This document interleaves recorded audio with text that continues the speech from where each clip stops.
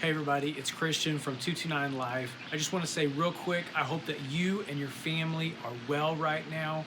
This video series is called We Live Here, so go ahead and hit the subscribe button, hit the bell so that you can get the latest videos as soon as they come out.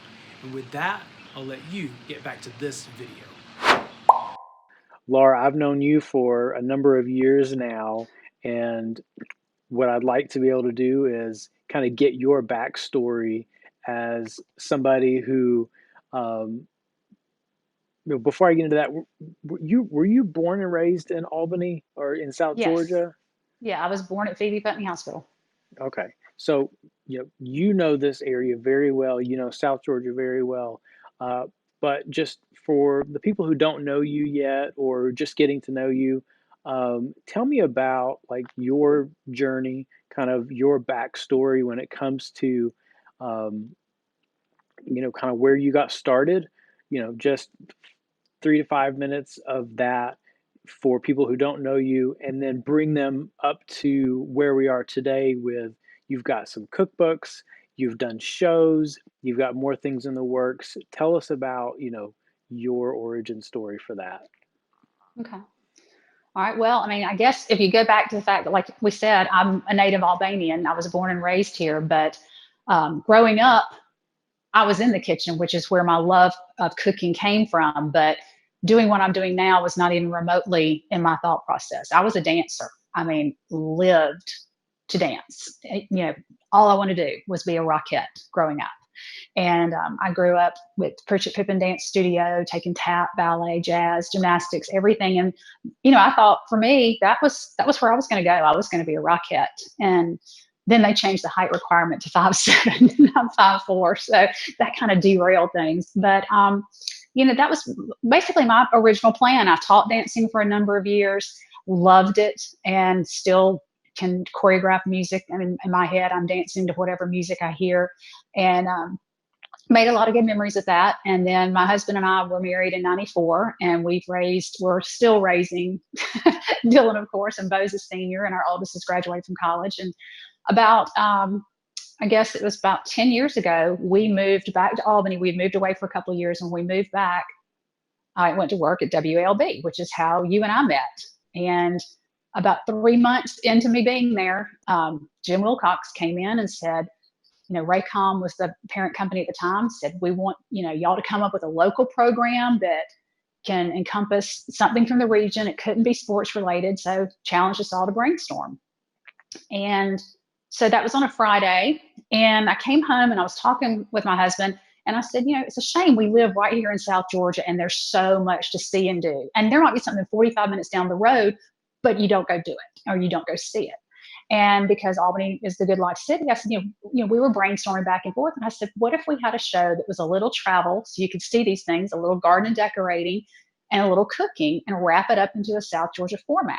And since Albany was known as the good life city, we were brainstorming and came up with the idea of calling it Savor the Good Life. And so I go to work on that Monday, and we have our meeting, and I'm sitting with everybody, and I pitched the idea, and they loved it. And Jim Wilcox looked at me, he said, and you can host it. And I said, no, I can't. I've never been on TV before in my life. And Jim's exact words were, well, if you suck, I will pull you off of it. And I remember thinking, oh, great, no pressure. So um, I started putting ideas together. We got the first show laid out as to where we were going to go. And it was me and Don Norman and Josh Morey. It was a 3-man crew. And we hit our first location. And it dawned on me when I got in front of that camera, you don't have a clue on what you're doing. And Don said, you're going to use an earpiece, a teleprompter. I'm like, no, it's not doing me any good. I don't know how to use it and stuff. And so we were winging it. But we had the best time doing it. And it was so much fun that, you would forget you were working, that it was just that much fun to do. And the funny thing was, I had no problems finding the locations. I mean, we went to Pebble Hill Plantation, and we went to 13th Colony Distillery in Georgia, Olive from Oliveville, and all these Sweetgrass Dairy, all these wonderful places all over South Georgia to see. But when it came to cooking, no one wanted to get on the camera and cook. No one. And so I was like, okay, well, I'll do the recipe part. And I kept trying to find somebody else. And I think in the 3 years we did it, I might have gotten 2 people to agree to do it. And that was it. So I got stuck not only hosting the show, but doing all the cooking segments. And it was when I started that, and I was like, man, I mean, I would get so excited about filming that show just because I got to do that. It was a love for cooking. And then I didn't realize how much fun it was until I got there. Even though it was a pre-recorded show, you still felt like you were interacting with people. And I would get excited about what was I going to do? What could I push next? And I think it just kind of took off from there. So when that show was just getting started, um, did you, everything was brand new for you, but I guess one of my questions was, or one of my thoughts in that process was, um, did you feel like you had the support of everybody involved, even though everything was so new and so fresh? And what was that like? Well, that was what was really neat is, and I was totally not prepared for it, but everybody gravitated to the show. I mean, I would go to Publix and people would say, "Oh, I saw you last night, and I'm fixing this. I'm making what you did on camera," and everybody. We would have people that would call the station. I remember this very vividly.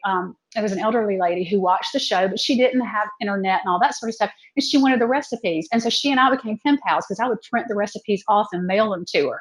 And but everywhere would go, the show was so well received, and people would, you know, email me at the station and say, "I've never been to wherever it had been that we had filmed that particular episode, and I'm so excited to get to see it. Now we're planning to go there." And I think not only the people that responded to me with the show, but I think I got a better appreciation for where I'm from and what all we have here in Southwest Georgia, because we have a lot of good things here.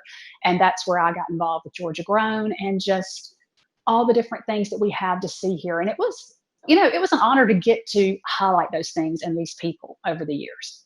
It was a lot of fun.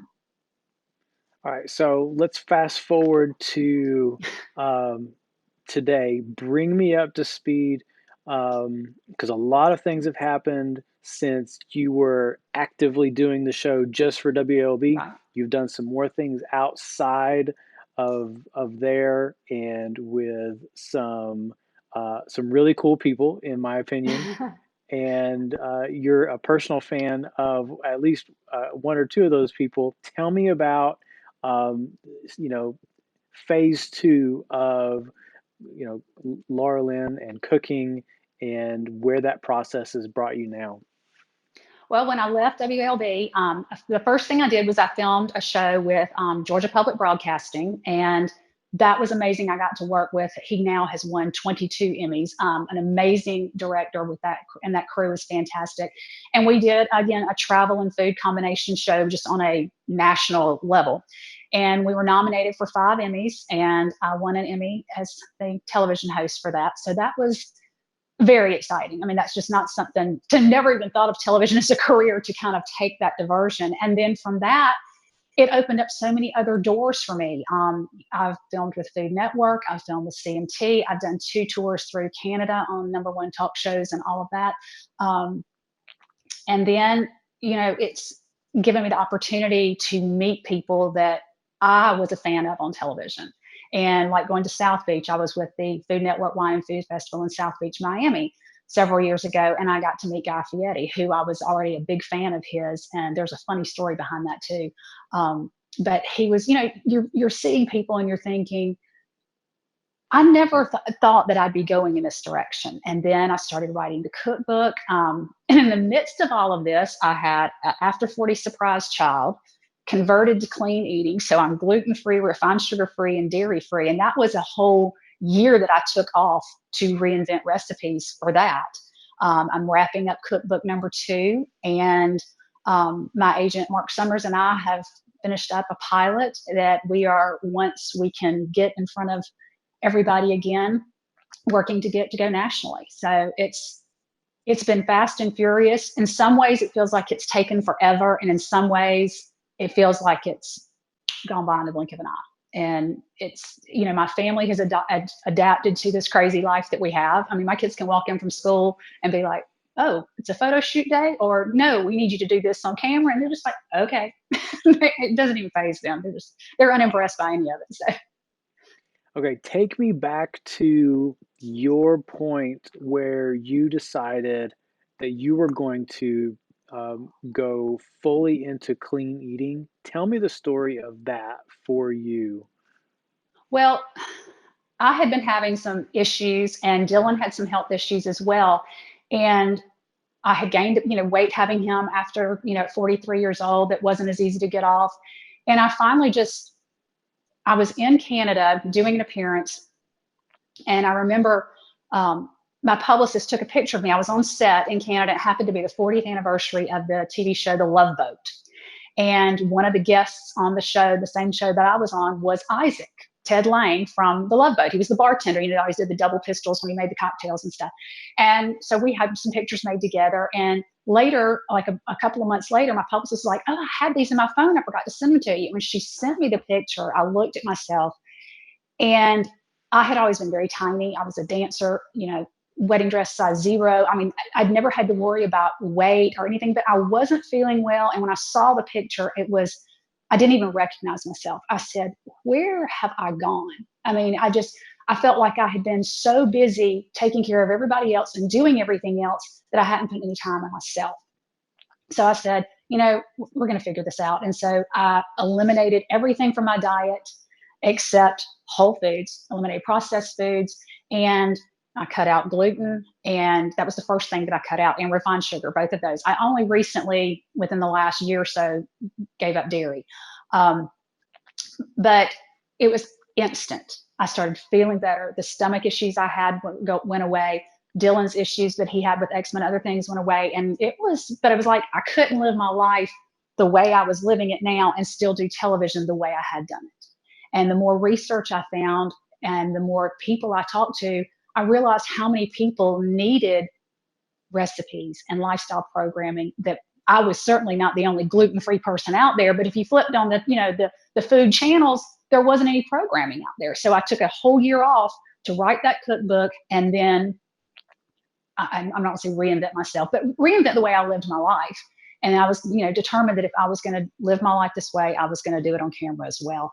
And it has been unbelievable, the response from people. Perfect example is October of 2018. I was a guest on the show The Kitchen on Food Network. You're on there for 5 minutes. You're one part of this hour-long show. And the minute that episode aired, my phone blew up. I mean, it was one follower after the next follower after the next follower. "Oh, I have celiac. I have rheumatoid arthritis. I have diabetes. I was so glad to see you making something that I could watch the program and turn around and go in my kitchen and make." It was, I mean, and it happens every time. I mean, anytime I do something like that, the response from people is unbelievable because people need that kind of lifestyle program. And I didn't even know this past fall it had rerun because they just, it was just as a rerun. And I was at the drive-thru at the pharmacy picking up something. All of a sudden, my phone was just going ding, ding, ding, ding, ding. And I was getting all these calls. I'm like, what is going on? And my son texted me, said, "Mom, you're on TV again." And I was like, well, I didn't even know it. But here again, because it's something that was needed, they were responding. And I absolutely, I love it. I missed doing my cooking classes because that's something that I incorporated in with this clean lifestyle. And we always had a great time. And so many people just right here in Southwest Georgia will come to those because they need that programming and that, the recipes. So it was a full 360, but it's been the best thing I ever did. So, And part of that process for you was being able to say, okay, I want to continue in this direction, mhm. but I still love my Southern favorites. Oh yeah. And tell me about the challenge of being able to, take those and translate them into the clean eating process. Well, and that was one thing that I didn't want to do was I did not want to make it where food was boring. I love to cook too much and I love food. And I didn't want my family, because they were all on this with me. If you're in this house, and because you've been in my house, if you're in this house, you're going to eat the way I eat. I'm sorry, but you are.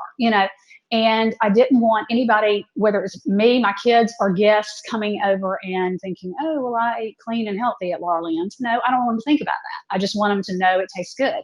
And so one of the first things after I kind of got rolling with things was I picked out some of my favorite recipes that I knew I didn't want to give up anything. I was going to have to figure out how to reinvent them. And so it was certain things that I loved dearly, like fried chicken, fried green tomatoes, shrimp and grits, and all the different, cornbread and biscuits and German chocolate cake and carrot cake. That was one of my favorites. And then when Easter started getting close, I was working on that one left and right because I wanted to continue, not give up, just reinvent. So Okay. And that's, and by the way, I'm thanking you, and a lot of people are thanking you for doing that because, like, that German chocolate cake, that, like, all the sweets, all of the dishes that, we do have, we have worked together on previous shows, has really been a wow experience, is what I would call it. Um, all right. So for this next, I guess, moving into kind of where you are now, um, you've done um, you've done a cooking book so far, a cookbook mhm, so far. Tell me a right. little bit about that and how that fits into your story, and then take me into today and looking ahead. Well, we Skinny Southern premiered in March of 2019. That was the first cookbook that I did, and all the recipes were gluten free, refined, sugar free. And you know, well, y'all were with me. The day that it actually came in, and I got it here. It was there had been taking that year off and doing all that. It was a lot. It was kind of like I've compared it to having a baby. You wait all this time, and then you see it, and you're so overwhelmed with emotion. And that's how I felt. I mean, I cried. I teared up, and then that later on that afternoon, because we were filming later on that afternoon, when I could just totally relax, and I looked at the book, and the more I looked at it, the more the tears came because it was such an emotional journey and such a huge change for someone who had cooked classic Southern all those years to convert. And then I remember we had the first book signing at Place on the Point. The people that came into that book signing that had watched me for years on WALB and other things and came in to support me and loved the recipes. And that was one of the things I loved too, was I would get messages after that people would take pictures of where they had cooked the recipe and sent it to me. And so that in itself, and just the different people that I've got, friends that I've made who I didn't have before because I've met them through their need for gluten free or whatever it happens to be, has been huge. And then the hardest challenge to me with eating this way has always been the baking. And I tell people, I don't just go use gluten free all purpose flour. I could do that, but there's a method to my madness, for lack of better terms. I don't use gluten free all purpose. I use alternative flours, almond flour, coconut flour, those types of flours. And they're much harder to work with. There's a lot more work involved. But the reason I do it is they don't cause the blood sugar spikes. Gluten free all purpose, you're giving up the gluten, but it's high carb. So if you're trying to be conscious of your weight, lose weight, you're a diabetic, you just want to control your sugars and keep things even and not have those spikes, then you need to work with the other flours. And that's the reason I don't use refined sugar. And so a lot of people just automatically think gluten free, well, you can go do that. And you can. I mean, yes, you can go do that. But I have a whole list of other reasons why I cook this way. And I've worked with the test kitchen at Children's Healthcare of Atlanta with their diabetes program. And that's the way those doctors want. That's why they've invited me to come teach classes up there. It's because that's how they want their patients eating. And I'm not a doctor. I don't play one on TV. I know what I know when it comes to the cooking part of it, but it works for what the needs are. And so I decided when we signed to do the second cookbook to do Skinny Southern baking. And so it's all baking recipes because that's the most challenging. And it's both sweet and savory. And another thing, a lot of times people who don't necessarily like to get in the kitchen and cook a meal like to bake. You can ask people all the time, do you like to cook? No, but I like to bake. And so I thought, okay, this is the perfect one for this one. So it will go to press the end of this month, and it will release in September of this year. So just in time for the holidays.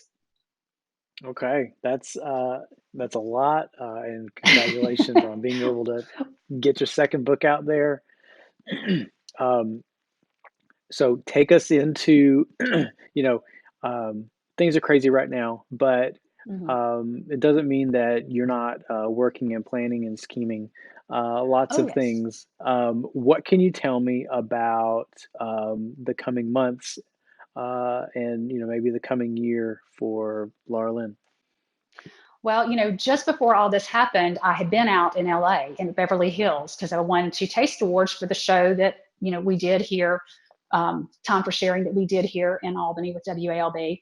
And so I'd been out there to get those for Best New Health and Lifestyle Fitness Program and Best at Home Chef in a series. So that was super exciting to kind of right before coming into quarantine have that super, those awards. It meant a lot because it's a different type of programming that we did, and so for it to be that well received, I think it was a good push for me. Not that I plan on backing off ever anyway, but to say it's just one more validity that I have saying this is needed. Keep going. It's what because I tell people all the time when I started out, I never thought I'd be doing this, but I never thought 3 years ago I would convert to this either. And I see God's hand in every step where things have turned a different way. It wasn't always my plan, but look what happened here. And then I turned this way and I can see every single step I've seen, how his hand has been in it. And it's just like, if I had continued cooking the other way, well, there's plenty of programs out there for cooking Southern cuisine. I mean, we don't need one more of those, but this is needed. And so it's a great push for me. So I'm continuing recipe development, probably more than my family would like in quarantine right now. But continuing getting those recipes together so that we have them for television. Um, and we do have some, we are talking, Mark and I are talking with networks right now about rolling this out nationally. Of course, right now you can't do anything. But I'm continuing the development of everything. And I just, I feel like it's even going to be more important how people take care of themselves when this is over. I think people are going to be a lot more conscious of what's my immune system like? Am I at a healthy weight? Am I exercising the way I should? Is there things in my diet that I should be taking out so that I can be the healthiest I can be? I mean, it's just, I feel so good knowing that the way we eat at home, I know nothing can prevent certain things. I'm not saying that I can't get something and get sick, but I know that I'm at least the healthiest I can possibly be. And I think we're going to see a real surge in people doing it as a lifestyle and making those healthier choices. I really do. That's awesome, and I'm very excited for everything that is in your future. And I mean, it's like you look back at it, and this is even for my small experience, time wise with you. I gotta say, it must feel like a blur sometimes, just for all the things that have happened. And It so it does. It does. And it's funny when you ask me about, when did I make the determination to do this, that, and the other? It goes back to when I left WALB because I loved everybody I worked with, but when I decided I was going to make that jump and did the show with GPB that kind of took everything and ran with it, um, I, I was teetering, and I remember specifically the night that I made the decision. It was shortly before Thanksgiving, and my husband and I were sitting in the den watching TV, and we were talking at the same time about my love for the show. And he looked at me and he said, "Why don't you just go for it?" He said, "You're not going to get a chance, if you don't take the leap, it's not going to happen." He said, "Why don't you just go for it?" And I was like, okay. And I can remember I called who ended up being the producer for the show that I did with GPP from the Publix parking lot and pitched him the idea on the phone. And I thought, well, the worst thing he's going to say to me is no. And he was like, "When can you be here?" And I was like, "Oh, okay."